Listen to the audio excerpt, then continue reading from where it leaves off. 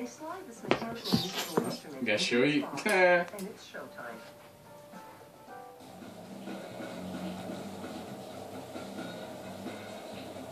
The next machine forms the shaft into a specific shape that will engage and turn with the steering wheel. A computer-guided laser cutter makes the steel housing that will cover the steering column's upper components. It cuts holes for the various control levers that will connect to the steering column.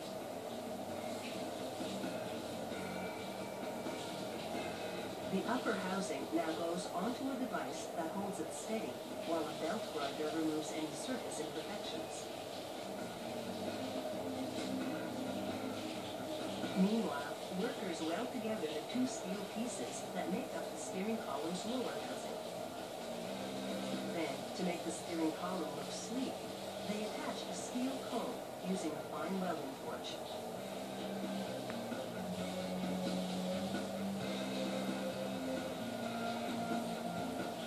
With an abrasive belt, they polish the weld line until it's barely noticeable. Then they do an overall polishing to make the entire surface smooth and ready to paint. They've attached a component called the lower yoke shaft to the main shaft made earlier. After greasing it, they snap an upper yoke shaft into it. These enable the shaft to pivot when you tilt the steering column. Here, they install a component in the lower housing to which they'll later attach the tilting mechanism. Once that's in place, they install a pull wire to help pull through the electrical system later on. Finally, they slide the shaft through the housing.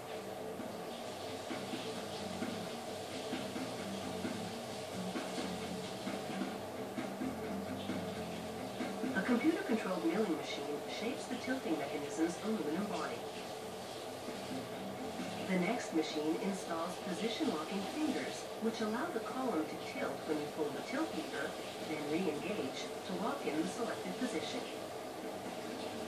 This press installs bearings to make the turning process smooth.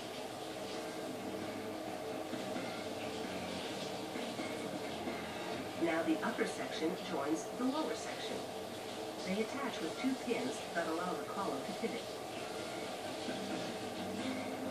A thick steel spring supports the column, so when the fingers disengage, the column doesn't just drop into the driver's lap. Next, they install the column's upper housing. That's the part with the holes for the levers to control the tilt, the turn signals, and the emergency flashers. Remember that pull wire? They tape the signal switches and wiring to it, then pull them through the column. They'll later cushion this exit hole with a rubber grommet to prevent any chafing.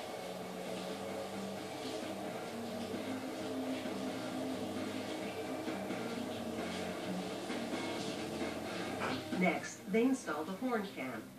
It passes power from the horn to the steering wheel to enable honking. Using this tool, they lock in a retaining clip to hold everything together. All the wiring that passes through the steering column connects to a plug. You just insert it into the vehicle's electrical system. These steering columns come in a choice of finishes. You can also buy an unfinished column and paint it yourself.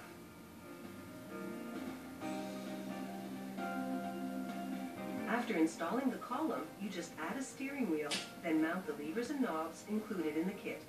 From that point on, you are in the driver's seat.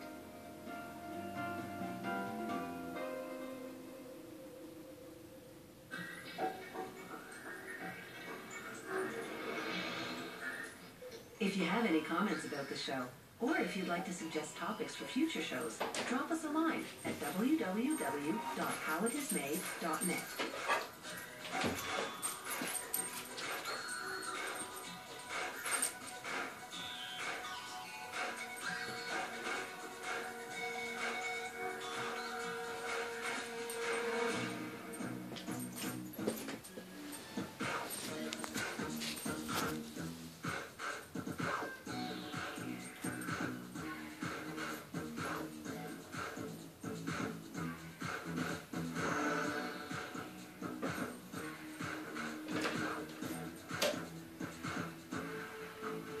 done eating? Almost.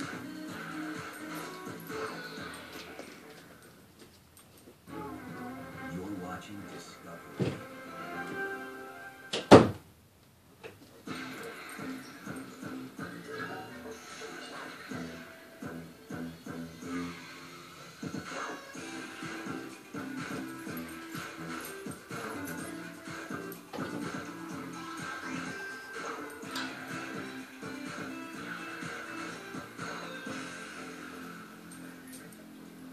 Today, on how it's made. Combination wrenches. Deli meats. Golf cars. And airships.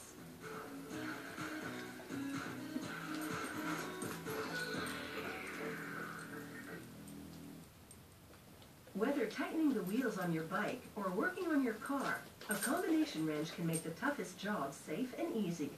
The best combination wrench gives you reach and strength and won't bust your knuckles when you're working in those hard-to-reach places. A high-quality combination wrench can last you a lifetime.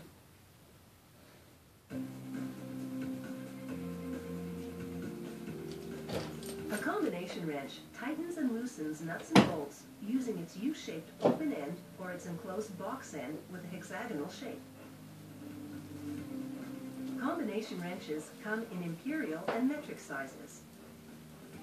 To start, a steel bar travels into a die-cutting machine that cuts it into lengths called billets. Each billet will become a wrench.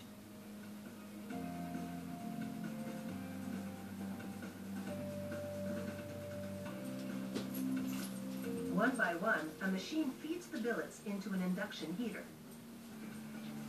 It heats them to about 1,000 degrees Celsius, then sends them into a forging press, where the first die creates the wrenches